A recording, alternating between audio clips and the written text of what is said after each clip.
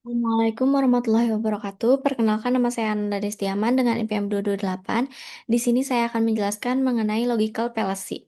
Logical fallacy ini adalah bentuk kekeliruan dalam proses berpikir atau penalaran yang tampak logis, namun sebenarnya cacat secara logika.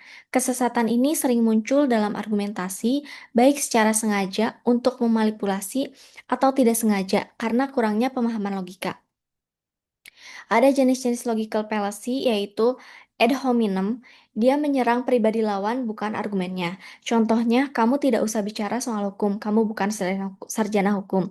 Lalu ada straw man, ini menyederhanakan atau memutarbalikan argumen lawan agar mudah diserang. Contohnya, dia menolak RUU ini artinya dia tidak mendukung kriminalitas. Lalu ada juga appeal to authority, ini menganggap argumen benar hanya karena datang dari figur otoritas. Contohnya kayak ini pasti benar karena dikatakan oleh pakar hukum terkenal.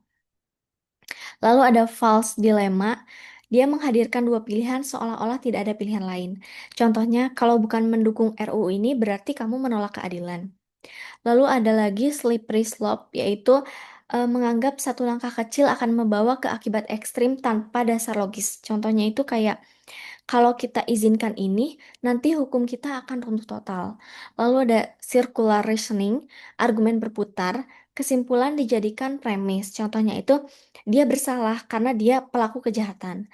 Lalu ada appeal to emotion, yaitu memainkan emosi daripada logika. Contohnya kayak, bayangkan jika itu terjadi pada ibu kamu, pasti kamu akan setuju. Lalu ada juga post hoc, yaitu menganggap karena satu peristiwa terjadi setelah yang lain, maka itu penyebabnya. Contohnya kayak gini, sejak RUU itu disahkan, angka kriminal menurun, jadi RUU itu penyebabnya. Lalu ada hasty generalization, yaitu menarik kesimpulan dari sampel yang terlalu kecil. Contohnya, saya lihat dua hakim korup, berarti semua hakim korup. Lalu ada red herring, yaitu mengalihkan perhatian dari isi utama. Contohnya itu, daripada membahas kasus korupsi ini, lebih baik kita fokus pada pertumbuhan ekonomi. Lalu ada logical fallacy yang diperbolehkan dalam penalaran hukum, yaitu appeal to authority. Dia seperti mengutip pendapat ahli sebagai dasar argumen. Diperbolehkannya jika otoritas yang dirujuk adalah ahli yang relevan dan kompeten. Misalnya, forensik, ahli pidana.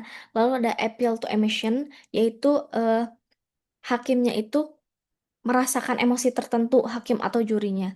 Diperbolehkannya jika dipakai secara retoris dalam pembelaan penuntutan dan asal tidak menutupi fakta hukumnya. Lalu ada analogical reasoning. Ini penalaran analogi.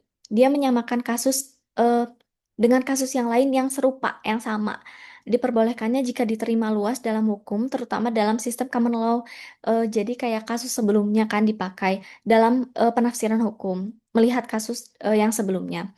Lalu ada slippery slope, yaitu menunjukkan potensi akibat dari suatu keputusan hukum. Contohnya, ini diperbolehkan jika digunakan sebagai peringatan konsekuensi selama ada alasan logis yang mendukung.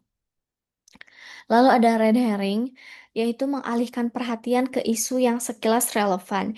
Ini dipakai dalam biasanya strategi litigasi, tetapi harus tetap terkait dengan konteks hukum utama. Jika terlalu jauh bisa dianggap manipulatif. Lalu penggunaan peles ini diperbolehkan, tetapi harus tetap dibarengi dengan argumentasi logis yang sah, bukti yang kuat, dan tidak menjadi satu-satunya dasar argumentasi. Jadi, kesimpulannya, logical fallacy ini adalah bentuk kekeliruan berpikir yang dapat melemahkan argumen, sehingga umumnya harus dihindari dalam penalaran hukum. Namun, sebagian jenis fallacy ini dapat ditoleransi secara terbatas dalam konteks hukum, khususnya dalam pembukaan pledoi, eh, pembukaan perkara, tuntutan, narasi hukum, dan penguatan argumen dengan otoritas asli. Dalam praktik hukum, penggunaan fallacy ini yang ditoleransi harus diimbangi dengan argumentasi yang logis, berbasis bukti, dan sesuai hukum. Hanya itu yang dapat saya sampaikan. Mohon maaf bila ada kesalahan. Wassalamualaikum warahmatullahi wabarakatuh.